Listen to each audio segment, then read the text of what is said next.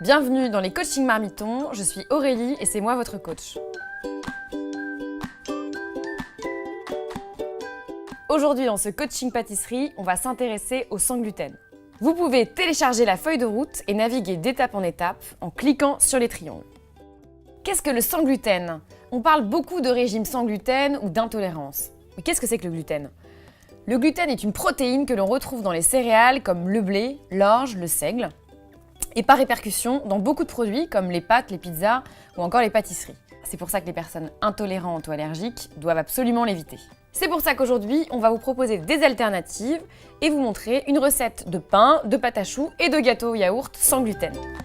Si vous êtes intolérant au gluten, il faut absolument supprimer la farine de blé. Et aujourd'hui, je vais vous proposer de la remplacer par de la fécule de pomme de terre ou de la farine de teff, de la farine de châtaigne ou encore de la farine de riz. La farine de riz est intéressante pour son goût neutre. Moi, je vais l'utiliser pour faire de la pâte à choux, par exemple. En revanche, si vous voulez faire du pain, il est très intéressant de mélanger plusieurs farines, comme la farine de châtaigne, la farine de quinoa et de la fécule de pomme de terre. N'oubliez pas que dans la levure fraîche boulangère, il y a du gluten. C'est pour ça qu'il faut penser à la remplacer par de la poudre à lever que vous trouverez facilement dans des magasins bio. Le pain sans gluten, c'est possible. Et aujourd'hui, je vais vous le montrer en utilisant le robot Cook Expert de Magimix.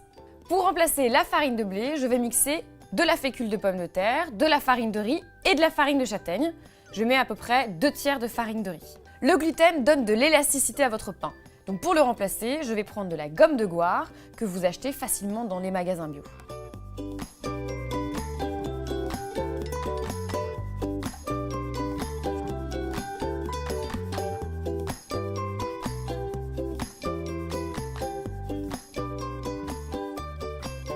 Pour faire ce pain, rien de plus simple, je vais mettre l'eau et la levure.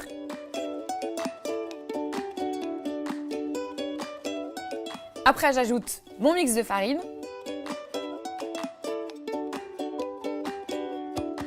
la gomme de goire, le sel, le sucre et l'huile.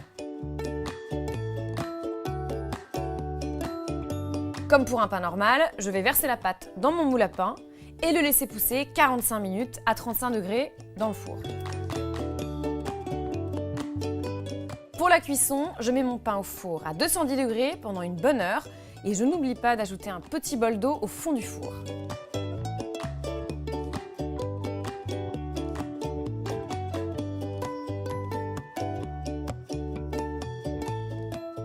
Pour la pâte à choux, je vais remplacer la farine de blé traditionnelle par un mix de farine de riz et de fécule de pomme de terre.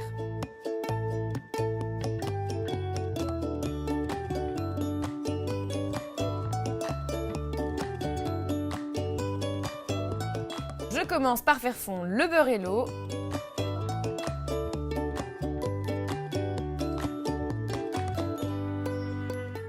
Je retire le capuchon et j'ajoute les farines tamisées, le sel et le sucre. Je relance le programme expert, 2 minutes.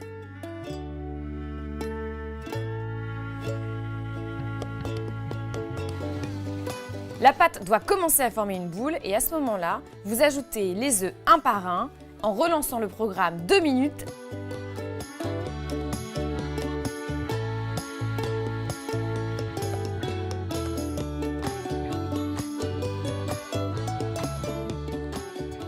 La différence avec une pâte à choux classique, c'est que le temps de cuisson est 2 fois plus long. Je vais les enfourner à 200 degrés, je les laisse 10 minutes. Je baisse le four à 180 et c'est reparti pour 30 minutes de cuisson. Pour faire un gâteau au yaourt sans gluten, je remplace la farine de blé par de la fécule de pomme de terre et la levure par du bicarbonate de soude.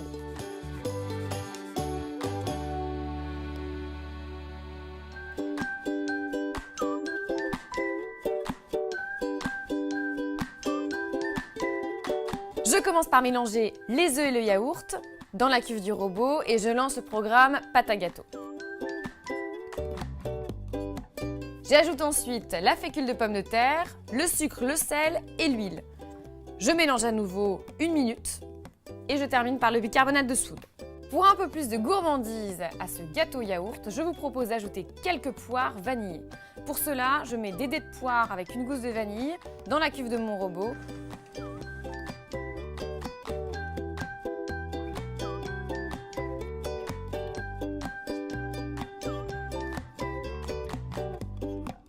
J'espère que ces recettes sans gluten vous ont plu. À bientôt pour de nouveaux coachings pâtisserie.